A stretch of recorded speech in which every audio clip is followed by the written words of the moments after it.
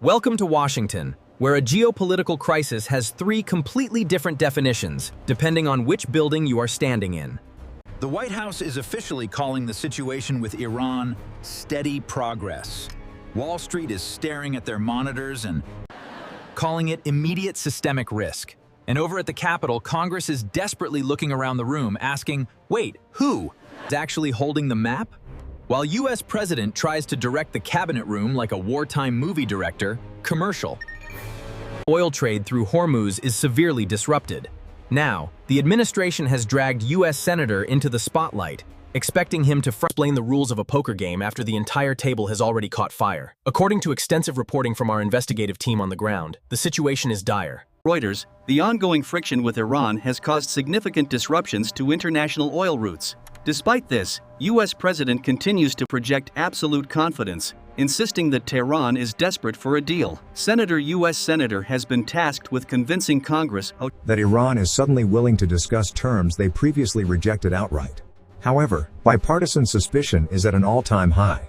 Lawmakers are demanding that U.S. Senator provide a coherent, step-by-step strategy, completely unconvinced by the administration's vague reassurances that everything is magically falling into place. This creates a terrifying dynamic for the domestic economy. You cannot stabilize a volatile global energy market with generic talking points. When the White House claims everything is under control, but oil tankers are being delayed and Congress is demanding emergency briefings, consumer confidence takes a direct hit. The Federal Reserve has to figure out if they are preparing for a diplomatic breakthrough or a prolonged energy crisis. It turns out that selling a successful strategy works great on a campaign trail, but it completely fails when institutional investors are demanding to see the actual paperwork.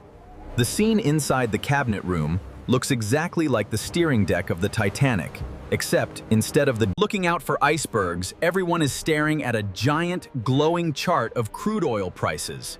U.S. President is sitting at the head of the table, wearing a director's beret, yelling, "Action! The deal is almost done." Meanwhile, every single is under pressure. Monitor behind him is flashing a different emergency warning. Iran, Hormuz, Congress, and the stock market are all on fire. U.S. Senator is standing in the center of the room, looking exhausted, holding a completely blank piece of paper, while Congress knocks furiously on the door. Sitting right outside is the price of oil, acting like an angry pizza delivery guy demanding to be paid up front. In the end, you can't bluff your way through.